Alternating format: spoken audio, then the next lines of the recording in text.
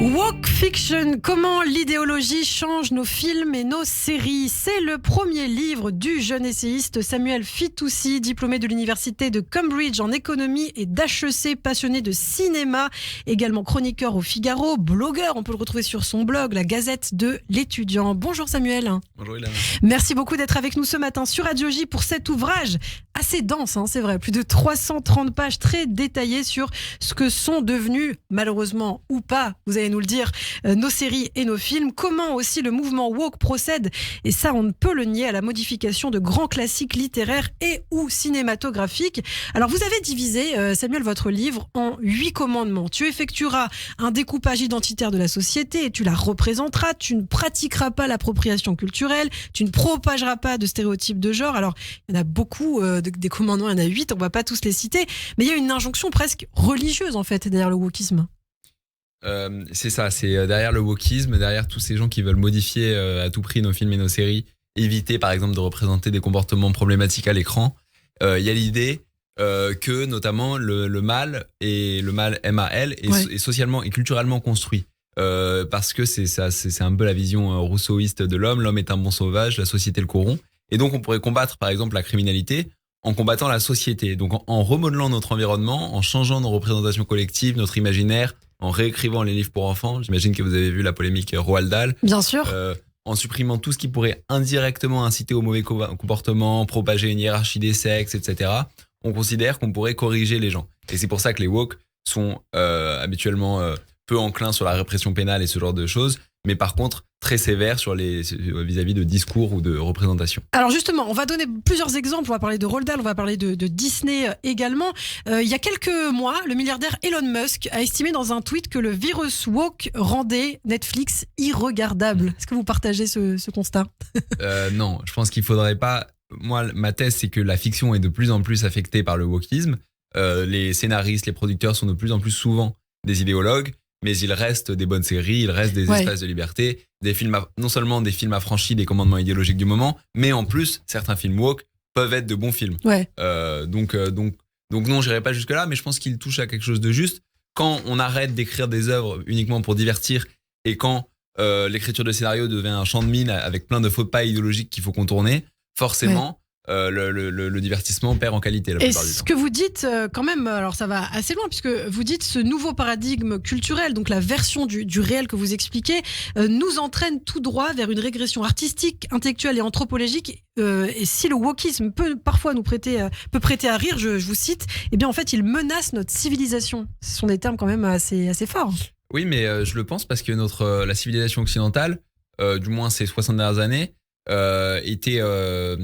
si on prend l'exemple de la France, avec quand même une idée à la base très forte, c'est l'universalisme, c'est le fait de souder notre sentiment d'appartenance à la même équipe. Aujourd'hui, le wokisme fait exactement l'inverse, ça désagrège la société. On le voit par exemple avec des choses comme en 2020, César, une actrice s'est mise à compter le nombre de noirs et blancs dans la salle.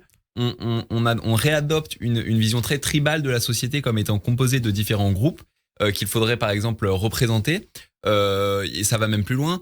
Si vous voulez, les woke traquent le cliché dans les films du sauveur blanc.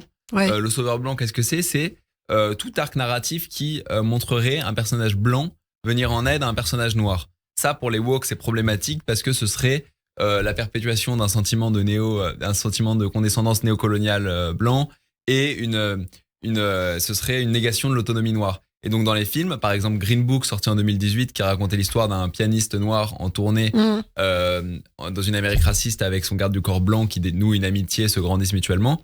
Ce film est déjà jugé problématique par les woke, et moi je pense aujourd'hui, c'est ce que j'essaye de démontrer dans mon livre, qu'à peine 5 ans plus tard, on aurait beaucoup plus de mal à faire ce genre de film. Donc oui, le wokisme pour moi est une idéologie très régressive qui demande à chaque groupe ethnique identitaire de rester dans sa ligne, de marquer, qui cherche à marquer plus clairement les séparations dans notre société. Et je pense effectivement, c'est pas la fin de notre civilisation, mais c'est une régression civilisationnelle, si vous voulez. Et vous dites aujourd'hui, Samuel, dans l'univers du cinéma, et bien au-delà même du cinéma et d'Hollywood, qu'il existe un ordre moral woke. Alors qu'est-ce que c'est cet ordre moral ? Si vous voulez, on peut parler d'ordre moral parce que ceux qui dévient de cet ordre moral, en général, rencontrent des problèmes. Pas tout le temps. Mais si vous voulez, Scarlett Johansson, par exemple, avait envisagé de jouer le rôle d'un personnage transgenre dans un film. Ça avait fait scandale au nom de la lutte contre l'appropriation culturelle. C'est-à-dire que comme elle n'est pas transgenre, voilà. elle ne peut pas jouer de personne. Exactement. D'accord. Et donc, non seulement elle avait dû renoncer à jouer le rôle, mais elle avait dû présenter des excuses publiques très longues et en signalant son adhésion à l'idéologie woke. Il y a beaucoup d'autres exemples de ce type. Stephen King, en 2020, il y avait une polémique qui disait que les Oscars étaient trop blancs et donc qu'il fallait encore une fois adhérer à cette vision raciale de la société. Et Stephen King a dit, attendez, moi je pense que pour tout ce qui est de l'art, le critère de la couleur de peau ne devrait pas primer, mais seulement le critère de la qualité des œuvres, des films et des acteurs. Et ça avait fait polémique et il avait non seulement été obligé de s'excuser, mais d'écrire une tribune publique d'excuses dans le Washington Post en disant qu'il trouvait que la société américaine était encore raciste et reprendre tous les éléments de langage woke. Et les exemples comme ça. Et oui, vous citez beaucoup d'exemples. Vous vous rappelez d'ailleurs aujourd'hui qu'il y a des acteurs, donc des réalisateurs qui s'excusent pour des fictions tournées il y a 15, il y a 20 ans. Par exemple, Friends, une série, moi, que j'adore. Je suis fan absolu de cette série. La créatrice de Friends a dit, sans vouloir, de ne pas avoir mis à l'époque en lumière une plus grande diversité, par exemple. Voilà, et d'avoir porté à l'écran des comportements jugés problématiques. Elle s'en veut tellement qu'elle a fait une donation de 4 millions d'euros au département d'études afro-américain de l'université de Brandeis. Les exemples comme ça de films faits il y a relativement peu de temps, applaudis par la presse progressiste, mais déjà cancellés parce que la marche de l'histoire va trop vite. Il y en a beaucoup. On peut aussi citer La couleur des sentiments, très beau film fait en 2011 sur encore une fois la lutte pour les droits civiques dans une Amérique raciste dans les années, je pense que c'était les années 30, je suis pas sûr. Et en fait, c'est notamment des domestiques noirs dont l'histoire est racontée à travers le prisme d'un personnage principal blanc. Et donc le film avait été applaudi par la presse progressiste, mais aujourd'hui les actrices de ce film ont renié leur film. Elles ont dit que si c'était à refaire, elles ne le referaient pas. Preuve que y a vraiment un ordre moral et que les choses idéologiquement ont changé très fort et influent sur ce qu'on porte ou non à l'écran. Alors dans ce livre Woke Fiction, vous avez fait un travail d'archives assez impressionnant, hein. Bravo. Vous citez par exemple Harry Potter, vous citez Disney. Alors par exemple avec Disney, qu'est-ce qui se passe? Qu'est-ce qu'on reproche au film Disney? Si vous voulez, dans Disney, déjà Disney semble avoir peu d'imagination en ce moment et se fait uniquement des remakes de films qui avaient très bien marché à l'époque, mais des remakes adaptés à la sauce woke et donc moins divertissants.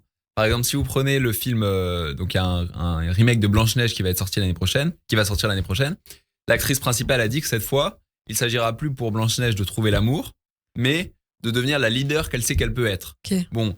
On change un petit peu l'histoire. On change complètement et ça c'est une tendance assez générale. L'amour dans les films Disney notamment, mais plus généralement à Hollywood et un peu en France, est de plus en plus relégué au second plan. Avec l'idée woke que la société patriarcale trop longtemps a incité les femmes à privilégier la recherche de l'amour.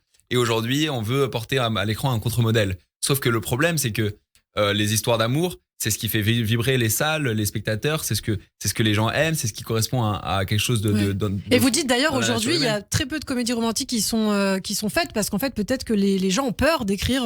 Voilà, c'est très compliqué d'écrire à l'ère woke des comédies romantiques. Love Actually est extrêmement critiqué par les woke, ce film pourtant culte. Et il y a autre chose, c'est la lutte contre la supposée culture du viol, où toute forme de rapport de séduction asymétrique est jugée problématique par les woke. Donc il faut s'il y a un rapport de séduction qu'il soit purement symétrique ou alors que ce soit la femme qui fasse le premier pas, mais en tout cas en aucun cas l'homme qui fasse le premier pas et la femme qui cède aux avances parce que et puis même montrer un viol maintenant dans un film ou une série, c'est problématique. Voilà. Alors que ce n'est pas le cautionné, le exactement, montrer. Il y a une confusion qui est faite chez les woke entre comportements portés à l'écran et cautionnés par les scénaristes. Donc dans Game of Thrones, il y avait des scènes de violence sexuelle, elles ont fait scandale et peu à peu elles ont disparu des séries. Au Beaux-Arts, Le Monde, il y a quelques mois racontait qu'au Beaux-Arts à Paris, les étudiants refusent que les professeurs montrent sur les projecteurs des scènes de films où il y a des scènes de violence faites aux femmes. Alors, mais dans ces films, les violences sont toujours dénoncées. C'est les méchants qui font les violences. Mais quand même, pour eux, c'est scandaleux. Et ça, encore une fois, on revient à ce que je disais au début, ça construirait la violence dans le monde réel. Sauf que la causalité est inversée. C'est parce qu'il y a des violences dans le monde réel qu'il y en a à l'écran et pas vice-versa. Alors malheureusement, il nous reste très peu de temps, mais ce qu'il faut dire aujourd'hui et ce qu'on retient aussi dans ce livre, c'est qu'aujourd'hui, alors on l'ignore peut-être, mais il y a des consultants en wokisme qui valident ou pas des émissions, que ce soit d'ailleurs aux États-Unis ou en France. Oui, par exemple, le New York Times, il y a quelques mois, nous apprenait que tous les plus grands studios de production américains, les 58 plus grands studios, ont désormais recours à des cabinets dits de diversité et d'inclusion, qui relisent tous les scénarios avant la production et qui leur disent attention, là dans cette scène, une femme a pas un rôle assez important, ça pourrait être une négation de son autonomie.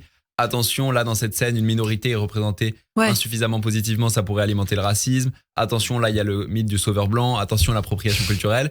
Et donc qui retouche et réécrit tous les scénarios, un peu comme ce qui est arrivé à Roald Dahl, sauf que là c'est plus pernicieux parce que c'est une censure invisible.